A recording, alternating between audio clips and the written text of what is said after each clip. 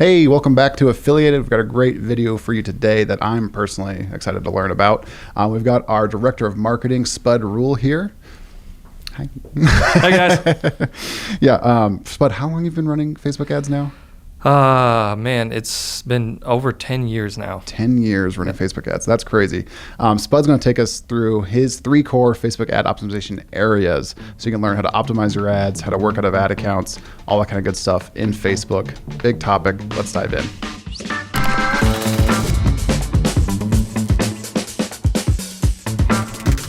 Awesome. So let's dive in. Spud, thanks for joining. 10 years of Facebook experience. I'm pretty excited to learn about this myself. I've always been intrigued. For context, I ran a little bit of Facebook ads a few years ago. I mean, I got like 3 sales and was like, not for me. So I'm excited to go into it. Can you just highlight a bit what we're going to be covering and then we'll kind of let it rip? Absolutely. Yeah. No, thanks. I'm excited too. It's a huge topic. And so obviously we're not going to be able to cover everything, but what I'm hoping to really dive in with you is kind of when I approach a Facebook campaign, there's 3 core areas that I typically look at when you're talking about optimizing for that campaign's goal. And so I'm hoping to just dive into those 3 areas. Awesome. I love it. So a lot of the strategy around how you're managing Facebook campaigns. Yeah, and kind of something that will be cool, I think, is this is applicable to any campaign, regardless of the goal or the campaign objective. So I'm hoping that it can apply. If you're sending someone straight into an offer page versus, hey, I'm building an email list or a bunch of different things. So hopefully it'll apply to whatever anyone listening is doing. Sweet. Yeah. We want to start taking us through. I think. Yeah. Do we jump into the ad account or what's next? Yeah, no, we definitely will too. As a teaser, after we talk over high level what those areas are, let's look at. I'm hoping even using something that came up this morning with our team and a test that we wanted to run, we can actually jump into an account and do some setups and actually put some of this into practice. So awesome. So what's first for you when you're kind of diving into here? Yeah, so the first area is audience. Seems pretty obvious, but it's a huge one, and the importance of it is it's hard to overstate. As you approach your campaign, that's one of the first questions you want to ask yourself. As I go into this, who am I trying to reach? All those big questions. Who ideally would see this ad? That's a big question, and really there's 2 primary ways, and we'll look at both when we jump into the campaign setups that you can look at audiencing inside Facebook accounts. Gotcha. And basically I break it into, you've got the dials that you can turn on Facebook, their demos, their interests, all those audience building tools that they give you. That's when you're telling Facebook, I want this ad to be in front of these types of people, right? Yep. Yeah. Okay. Yeah. And we'll dive a lot more into that. But then the other huge category is a pixel or list-based audience. So you've got either, hey, Facebook, I want to reach this, and you kind of tweak their dials. And you've got this other huge category, which you hear a lot about, lookalikes, pixel-based audiences, as well as if you're using a business manager account, a custom list. You can actually say, hey, Facebook, here's this huge list of customers. So you upload it directly to Facebook. And use that to build out a custom audience lookalike list, basically. And so I assume Facebook isn't just going to target those people one-to-one, but they would use demographics around those types of people, right? Because they have billions of people on Facebook. And actually going to find more people like that? Is that the hope? That's gotcha. Definitely when we're looking at these 2 categories, the way we're talking about it. Oh, that's really cool. Yep. Okay, nice. And then from there, so audience is step 1. And feel free to cut me off and jump in if we want to just dive into that account. But what's after you get audience kind of sorted out? Where are you going from there? So from there, the next big factor in the success of a campaign, the core area is your creative, your ad. Right. Yeah. And again, it's kind of 2 parts. Same thing. You've got the visual, which is incredibly important, static image. You've got multiple images in a carousel, a video. You've got GIFs. You've got lots of options there, but the visual is very important. That's what's the most eye-catching thing, right? For someone who's scrolling through their Facebook feed or seeing it in the sidebar, it's oh, what's this? It's the pattern disrupt. You always hear people talk about. Can I get someone to pattern interrupt? Right? It's at least stop and notice my ad. But then from there, when you get the visual to capture their attention, what do you do with the attention? Copy Copy is Gotcha. everything. So the ad itself, that's it. You've got a visual and you've got copy that accompanies the visual, and we'll dive into those more granular components when we look at the campaign setup. But so yeah, first core area, audience. Second core area, you've got your creative, and the third and final, you've got the offer, which I should mention. I think my phone's going off. Sorry. Rookie mistake. Sorry about that. I'm supposed to be doing an interview with you right now. Yeah, you're on time. Good. Sorry about that. The third one being the offer. It's hard to actually even talk about the whole campaign without saying, hey, here's where I'm pointing someone a post-click experience of some kind that I'm going to convert, whether that's a purchase. Right. I want to get information from them, whatever that is. The offer, what you're actually focused on in the ad is just absolutely critical to get right as well. So those three areas, if one of them is underperforming, you're going to have a really, really hard time to be successful. You're kind of juggling all of those, right? Trying to make sure that they're all aligned and optimized and scaling. Gotcha. Yep. Yeah. They've all three got to be working well together. I dig it. I'm excited to learn more about this because I'm going to steal all your knowledge for myself.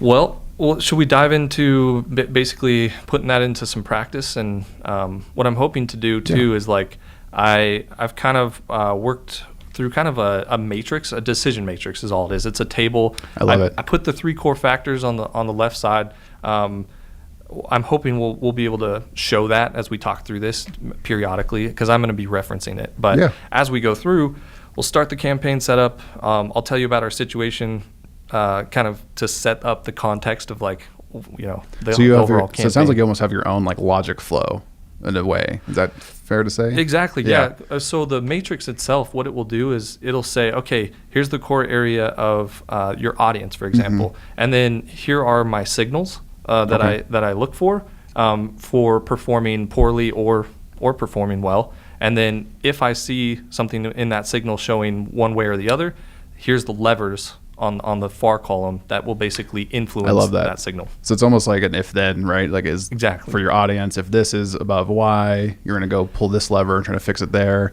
Totally. If that's good, you move on to the next thing. Oh, I love that. That's how I run my personal finance, to be honest. It's like, have I saved enough here? Yes. Okay. Now save here. Right? And it's something that's super. It's something that's super common in digital marketing in general is just gap analysis. So basically, you look at this as a micro funnel. I mean, that's really what this is. So explain the gap analysis thing real quick. When you're in any area of digital marketing, there's typically a flow of events and funnels, all kinds of words that we love to use as marketers. But at the end of the day, there's a start and there's kind of an end that you're hoping to get a user to do an action. And what gap analysis is basically at any juncture of let's say a landing page to a landing page, or from a call to action click to an order form, there's all these jumps. Yep. And what gap analysis is, it's simply saying, hey, let's look at that entire funnel, and gap analysis simply says, let's find the areas where we see the biggest drops, things that aren't going well. We'd like to get more of those people across that gap. Gotcha. And then drill into why in that specific example they're not making it across. I love that. The gap. I feel a little embarrassed because I totally understand that concept and I speak to that concept a lot. I just have never heard the term gap analysis. Well, there you go. If there's nothing you take away, maybe I'll give you a cool new phrase. No, I'm definitely stealing that. Yeah, I think. Okay. So that's essentially what we'll be doing. And across any campaign, that's how I do my gap analysis, between those three areas. Dude, I love it. Yeah. Let's rock. Cool. So let's see here. I'm going to pull up our actual ClickBank ad account, or one of them, and we'll act like we're starting a new campaign here. So we're inside ClickBank's. Yes, this is this a business manager scenes account, or is this explain where we are right now? Yep, this is one of our advertising accounts that is tied to our main business manager account. We have multiple. Just not to bore you, it is honestly for accounting simplicity is the only reason we have multiple ad accounts. Okay, so it's an ad account inside a business manager account, and now we're at the campaign level? Yeah, and this particular ad account, it's all about demand gen. So the ad campaign that we're actually going to set up is a very real example. It's for our Spark platform. Spark by ClickBank. Yeah, Spark. Yeah. Have you heard of it? But actually, so yeah, something that came up today. We've been running tests, getting our demand gen going for Spark on Facebook and other platforms. So this one in particular, we had some copy that worked really well with a static image, and we recently created a new test around that ad. We're going to use the same exact copy, and this is something, as we get more into this, that I want to highlight, is always testing one thing.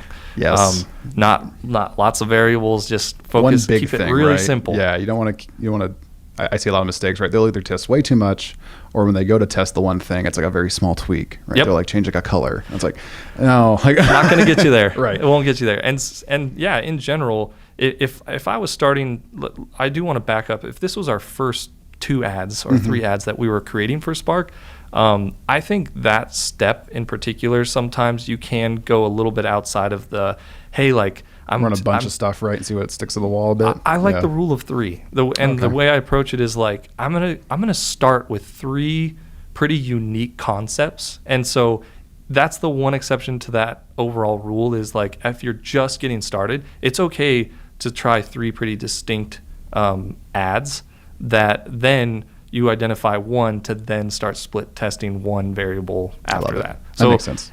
It's just basically like a way to just kind of kickstart a direction. Yeah. Basically. So you've done that, and now we're in the optimization phase, right? Okay. Exactly. So yes, more context. That's exactly where we're at. And so now we've identified an ad that was a profitable performer for us. We like the ROAS, and we are keeping the copy the same. And in this case, what we'll be doing is setting up a campaign specifically to test, hey, here's the same copy. We have a GIF version of this new creative, and we have a static image of this new creative. Gotcha. And so in this case, our question that our team was asking is, how will that impact conversion? Will the GIF win, or will the static image win as far as conversions?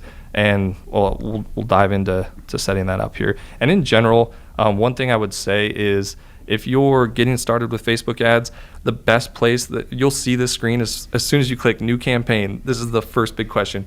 What objective do I start with? Because they have a lot of different ones. I would keep it very simple and go directly with conversions. And we'll talk later about, okay, after you get past this objective stage, what are some other objectives that I would recommend testing? But start with conversions. Does a conversion have to be a sale, or can it be any event you're telling Facebook is a conversion? That's a really good point. Yeah, it doesn't have to be an actual sale. Perfect. It can be a lead conversion, or lots of other things. An action that they're taking. Gotcha. Yeah. For sure. So I would recommend starting there. The reason is it helps overall. Like, you're basically about to say, hey, Facebook, apply all of your cool machine learning and algorithms to optimize for this objective. So that step that we just did is very key for that reason, because I could have said, hey, optimize for showing this to as many people as possible. Right. It's a completely different algorithm that they apply, and the way that the optimization works from that point forward is all about that objective. So if you're getting into this, you're wanting to make sales, conversions is by far the place to start. Logic checks out. I love it. Yeah. And so the first screen here, as we walk through some of this, that you will see is you've got a few like large toggles that you can turn on and off. And at this stage, all I'm going to do is basically call this a new Spark. We'll call it our GIF test for this example. We'll go through. As far as all of these other settings, this conversion setting is a big one that you can edit or go back to any of those main objectives. So you do have the ability to go back and change that, but we're going to keep that on conversions. And from here, we're just going to move forward to our ad set level. I typically do not use this campaign budget optimization when I'm doing a test campaign like this, because it will I'm going to have multiple ad sets basically, as we'll see. And what that will do is, as soon as it sees an ad set getting a conversion more than the other, it'll start to optimize your budget. And in this case, we actually want it to be more evenly spread. Gotcha. And not use that feature. Gotcha. So I'm going to opt to not turn that on. Would you use that CBO feature if you were at that beginning stage, right? You mentioned before you're testing the 3 big ideas, or would you still keep it to limited? No, I actually, to be completely honest, I've tested that on and off over the years, and I've seen better results leaving that off. You just like more control over where the money's going? I almost never turn it on. Gotcha. Okay. Yeah. Cool. Just to be completely frank. Yeah, I love it. But yeah, so at this stage, this is the ad set level. So as soon as you name your campaign, we go into this. This is going to be our first ad set. And right now, this is our chance for that first core area, the audience, to identify who we're going to be targeting with these ads. Okay. So I'm going to dive into this from a budget standpoint.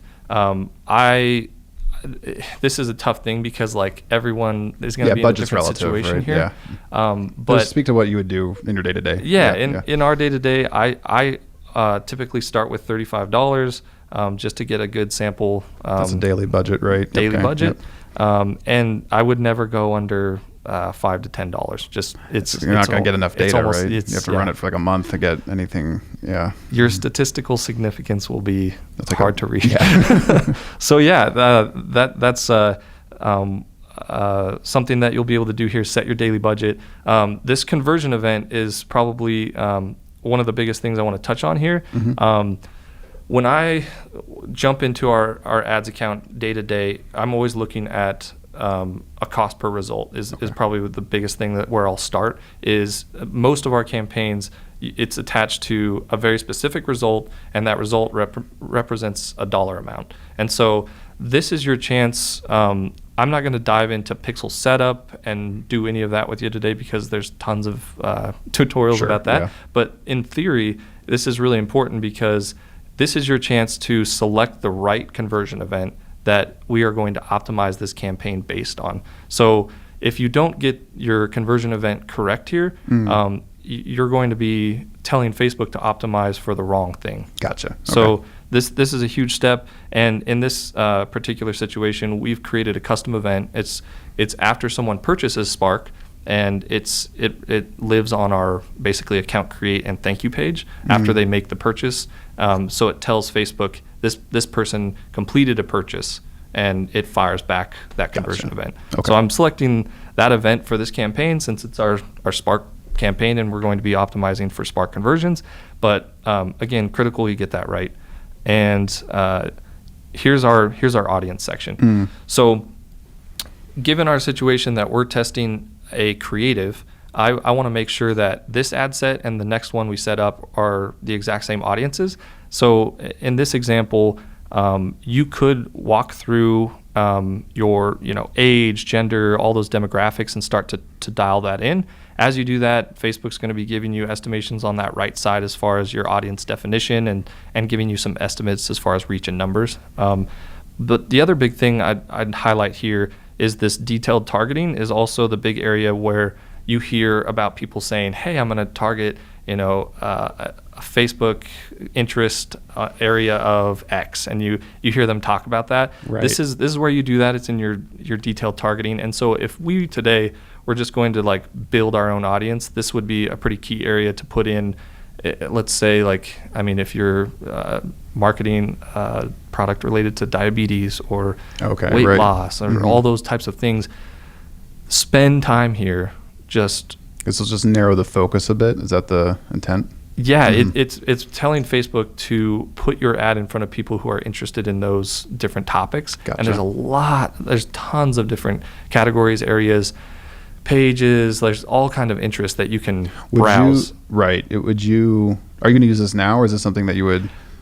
I'm going to, for the sake of time, I'm going to select one of our pixel-based audiences and just do it that way. But I wanted to show those dials that you'll, if you do choose to build your own and you don't have a pixel, for example.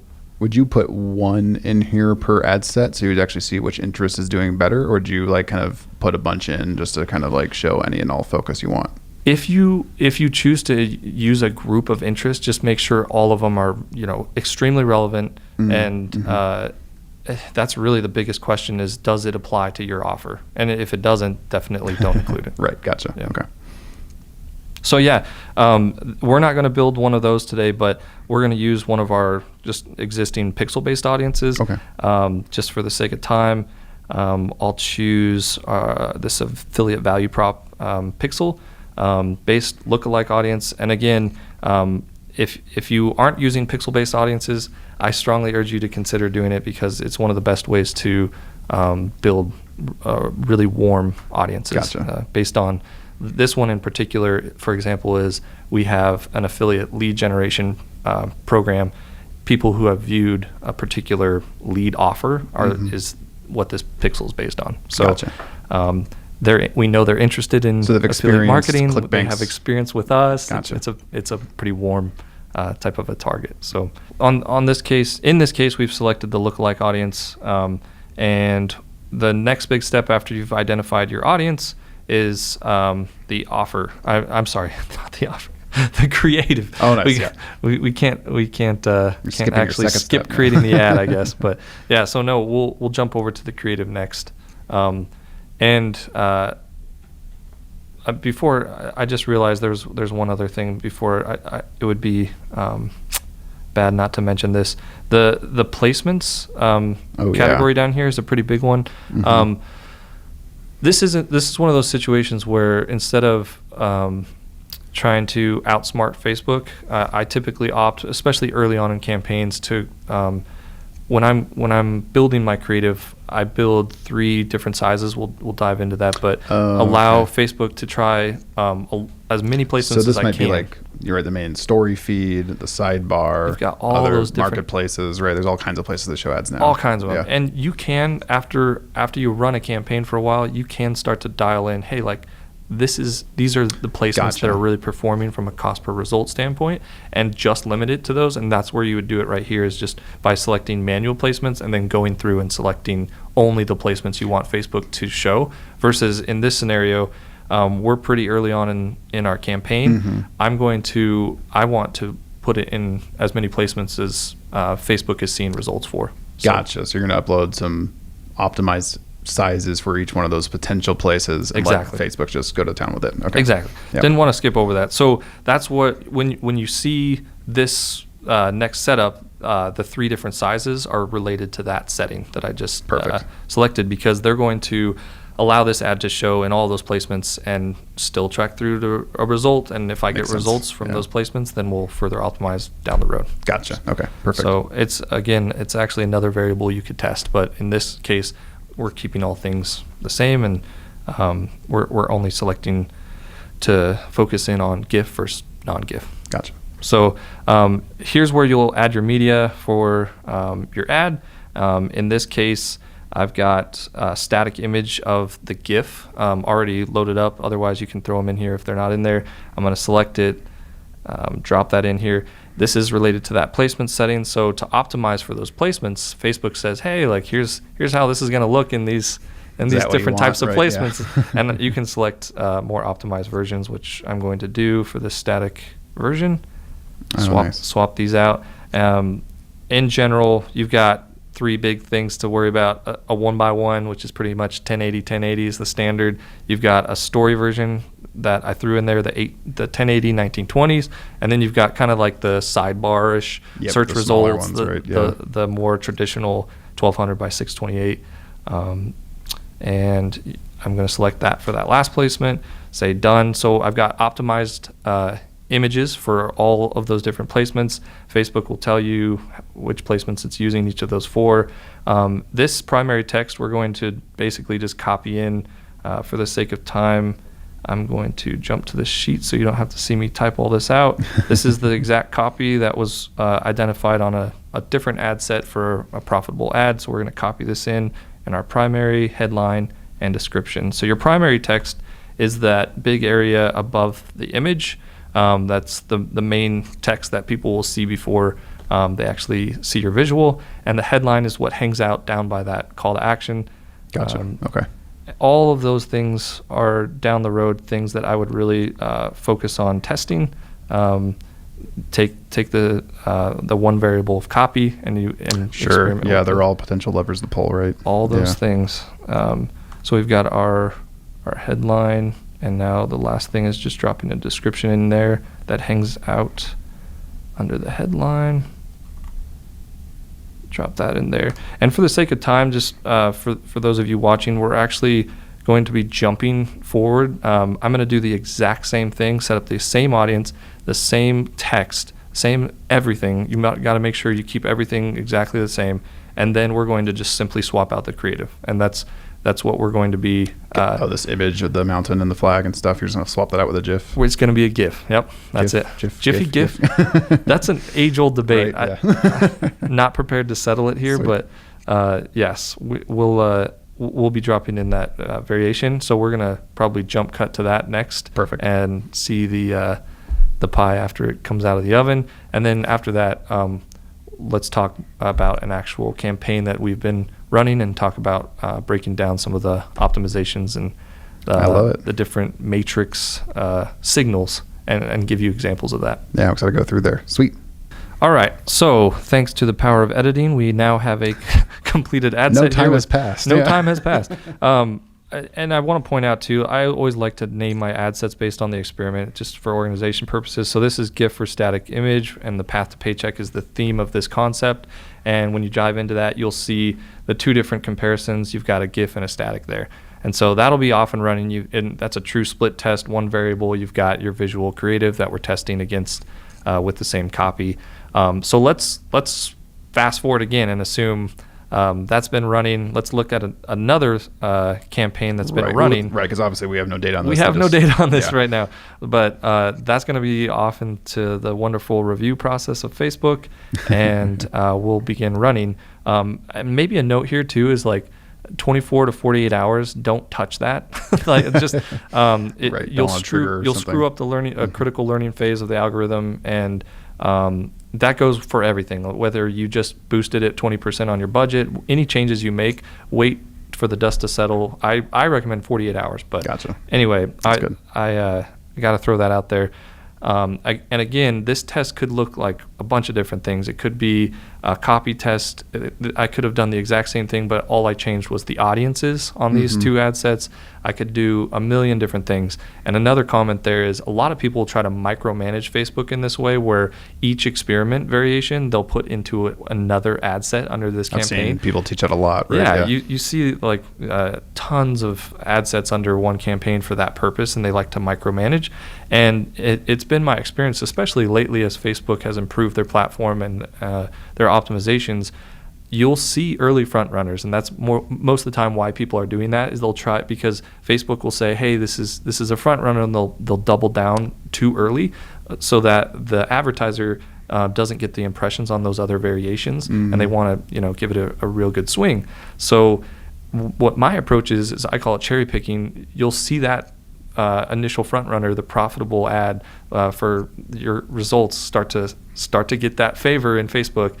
I cherry pick that out, and so what I'll do is I'll actually pull that out and put it into an ad set then. And so that's how I control. So are you removing it from that ad set and letting the other ones all run to get exposure still? Exactly. Interesting. So I just cherry pick. I pull the good one out, put it as it's a winner, so we put it in a winner ad set, and put more budget on it. And exactly. That 10 to 20% test budget is no longer being spent on that ad. I pull it out, and it's now being invested in from a profitable ad standpoint. Interesting. Okay.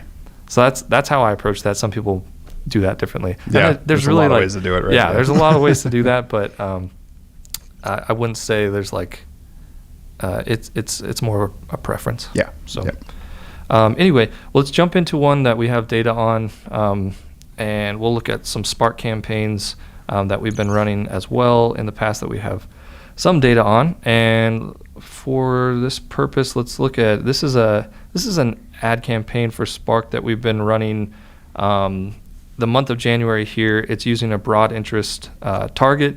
Let's put our little decision matrix thing and actually look at some of these signals, and we'll actually talk about, okay, in theory, let's pretend, for example, I'm looking through this this campaign, and I'm trying to figure out, let's say, if the audience at this point is performing the way I'd like it to perform. Gotcha. One of the key things that I'll typically look at is frequency, and if you see a frequency that is over, I'd say like 3. Once you get into that frequency range, frequency is basically the number of times that Facebook has shown your ad to a given person in your audience. Oh, so okay. if it reaches a 3, it means the average number of times that someone's seen that ad is 3 times. Oh, wow. And okay. I typically at that point, is that high?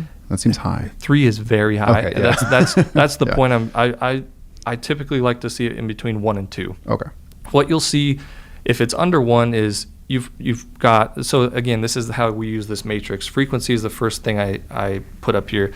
If it's under 1, it typically means that you've got a very broad target audience, and you're Sure. probably missing Yep. there.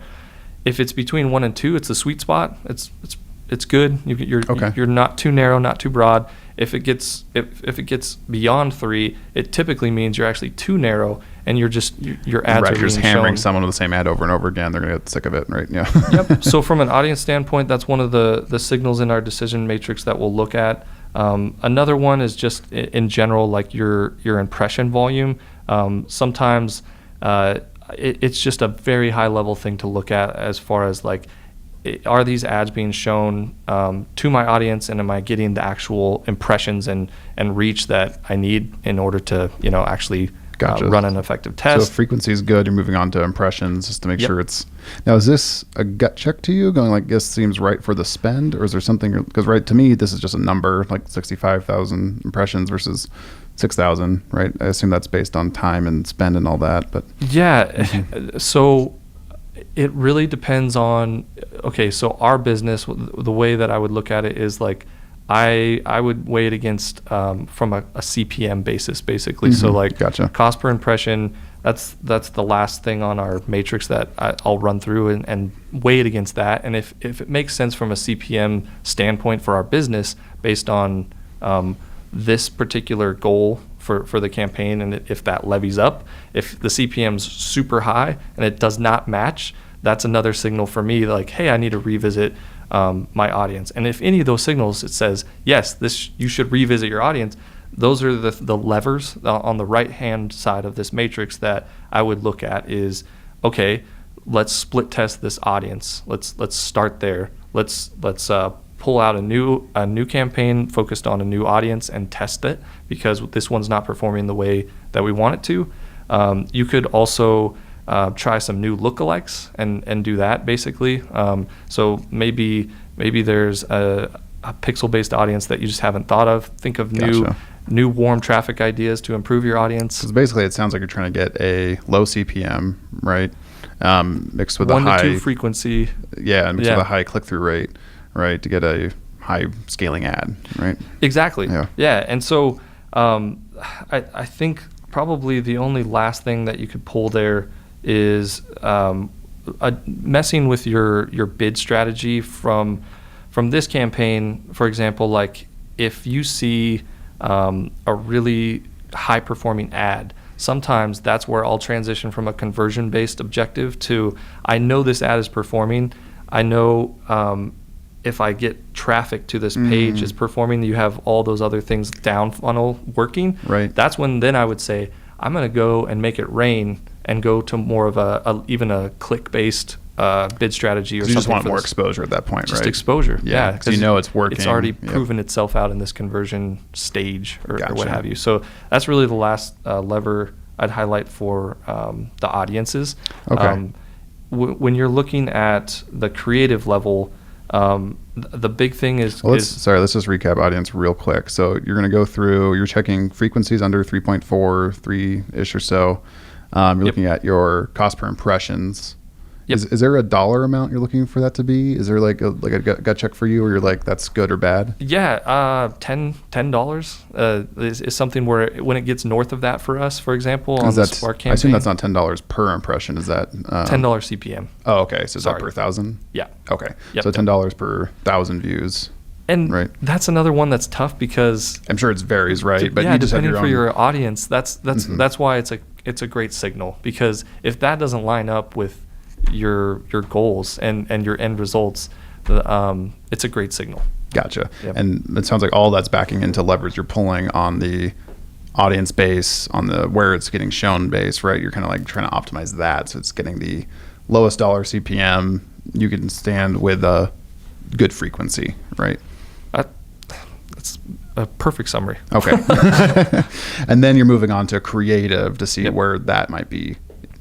What gap analysis, right? We're gonna exactly. So if everything in your audience is looking good, bringing it back to the gap analysis. So then you move to creative, and on the creative side, the signals that I typically look to is one of the early indicators is click-through rate, and the reason is it's from a creative standpoint. Click-through rate's a great just kind of weather signal that gives you an understanding is when my ad is shown to that person, that's the impression side. Are they engaging with it from a high level? Are they clicking through? Or are they taking the action you want them to take, right? Yeah. You always hear get your clicks, right? Like, is it getting you clicks? So click-through rate is a great signal for the creative stage in your gap analysis. So if things are looking good on audience, then you see a huge drop from a click-through rate. Your click-through rates are not there. That's where you would focus. That's the first gap analysis. You'd say, okay, it's time to look at creative and test from a creative standpoint. If your creative is performing extremely well, you got your click-through rates.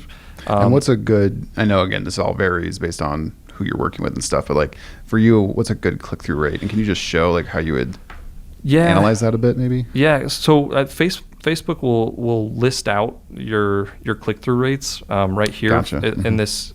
I'm just using default views here. I'm jumping over to a performance and click view here, and typically I like to see ours north of 2%. But again, it's for this particular offer. I think there's other offers. I think honestly, across the board, you'll typically see more like a 5 to 10% goal is like extremely good for your average Facebook campaign. But again, like you said, there's all kinds of different business models, goals, objectives. But you'll, again, through testing, you'll find, hey, here's how our general click-through rates should perform. Right, so you're trying to, based on your knowledge of how these perform, you're just trying to look at the losers and winners, right, and see what needs. Yep. Yeah. And so if you see that your creative is underperforming, that's a great signal from a click-through rate standpoint. Hey, like it's time to test new creative. Engagement's another good one where all I mean by engagement is how is this performing on a social proof standpoint for the ad. It's a pretty key component, like comments, like shares, interactions with the ad. It's actually a pretty good indicator sometimes of how your creative is resonating, and if it's like actually causing people to take an action, and that could is it just good content almost, right? Yeah. So I'll use that as a signal sometimes as well. And then I assume that is probably based on what type of creative it is, right? Some might, I assume, naturally get more shares than others and things like that, and what the end goal might be. The end goal, yep. And in general, like the more engagement, the better, because Facebook likes to see that, and it will typically allow. I'm sure that lowers your CPM too, right? It'll allow you to get better placements. And the last and biggest thing with creative is your cost per result. For this campaign, like day in, day out, when I'm diving into our Spark demand gen, I'm going straight to my results and looking at that, and I'm also looking at our cost per result here. And basically, so from a business level standpoint, this creative does this make sense? Is it profitable? If it's not, you cut it. If it is, right, because this is saying this cost us $21 per result, but we made 35, so we're in the. Does that match green, up with your LTV of that conversion, basically? Yep. So that's the biggest one with creative. So moving down that gap. Then, okay, let's say in this example, we've got our audience where we want it. It's in that frequency of 1 to 2. The creative, the click rates are looking good, and our cost per result is making sense from a business standpoint. Kind of drilling down the funnel, right? Yeah. And then, so if all that is looking good, and then you see on the offer, that's the last place to basically look. The big things there are your conversion rates on your actual landing page. So, that's how many clicks is it getting versus buys or actions, whatever the action is. Yeah, right? Yeah. That's your traditional landing page optimization performance there. But it's key because this happens a lot because it's like Facebook advertisers all the time are scratching their head like, why isn't this working? And a lot of times they don't consider the offer. The offer is like, you could have the best creative in the world. You're getting those clicks, but if those clicks aren't the right clicks and they get to this offer that the offer just straight up doesn't perform for you, whether you're an affiliate marketer sending someone to a ClickBank offer or you're generating leads for a list, whatever it is, if that page, the post-click experience is not performing, your Facebook efforts will be really tough. You see that a lot too, because it could just be also wrong audience, right? Could be wrong audience. Yeah, to the wrong offer, right? You have to retool that, but that's so many levers. That's kind of it's a great segue into basically why the biggest point I would make is relentless testing, because you can see we've touched on only a handful of the hundreds that are the true variables that are influencing any ad campaign. It's so important to constantly test those variables. Never stop testing. Question for you on this, like when you're looking at let's say the audience and creative level, maybe more the creative level, I think, when do you cull and just kill it versus optimize it? Is there like an obvious threshold for you where this is just a loser? Is it based on how other ones are performing against it? When do you just that one sucks, right? Throw it out. It's a really good question. And again, I kind of gravitate towards that cost per result. That's my bread and butter, what I'll always gravitate towards. If that is not making sense after, I typically do it either on a spend level where it's like, hey, I've invested. Is it a multiplier on what the conversion would be? Or a multiplier of the conversion? Like if you're going to make, let's say your profitability is like $100 per sale or something, would you spend like a multiplier of that profitability, or is it kind of just based on?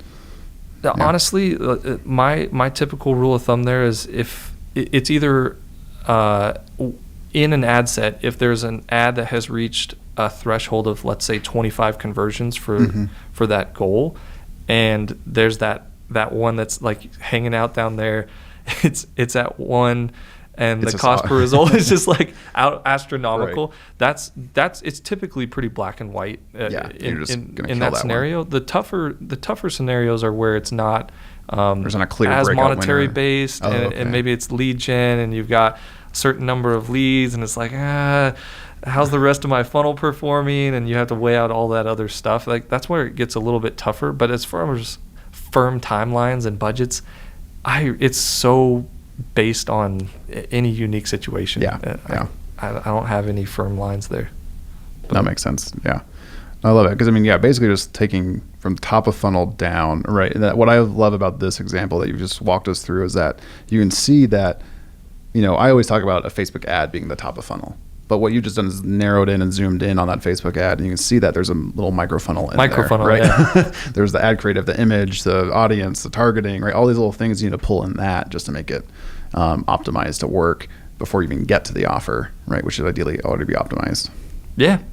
No, and it's a nice, simple approach. It's a framework that anyone can use, whether you're just starting or if you've been doing this for a decade.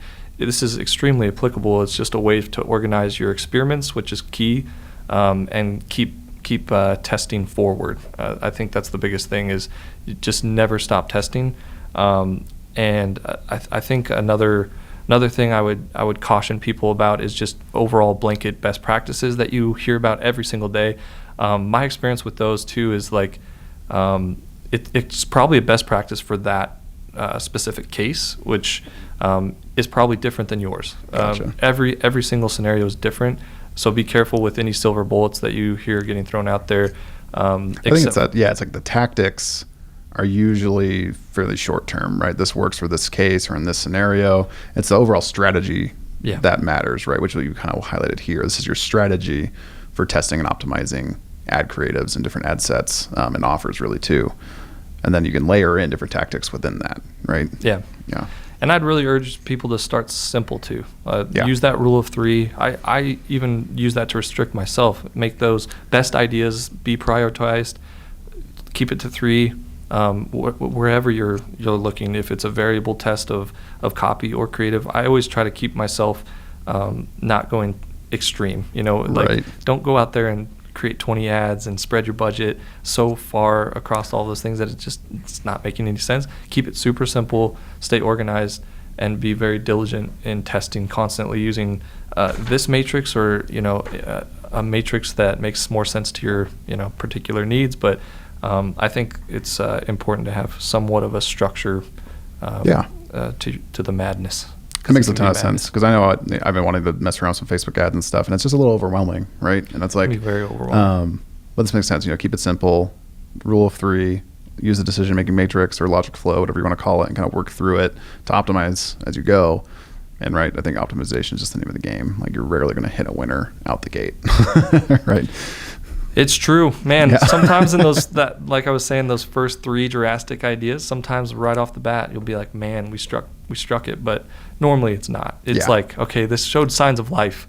So now let's take that and blow it out to 3 more, and then 3 more. Let's get to that cost per result where the ROAS, the return on your ad spend makes sense. That's, once you get there, one thing too, as you see profitable ads, something that's important to acknowledge is, okay, scaling. Scaling is always the next big question. Yeah.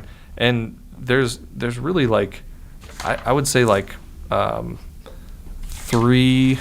3 main ways that I would scale. Number 1, don't stop testing that profitable ad. Take it and create variations. Yeah. Get more profitable. Right. So keep it's testing. It's kind of that 80-20 rule, right? If that's your winner, keep improving that winner. You'll make a lot more money than trying to improve a loser. A lot of times people don't do that. They take it out and it's like, okay, now I'm investing. Yeah. Don't do that. Keep testing it. The other thing is increasing budgets. There's often a mistake there too.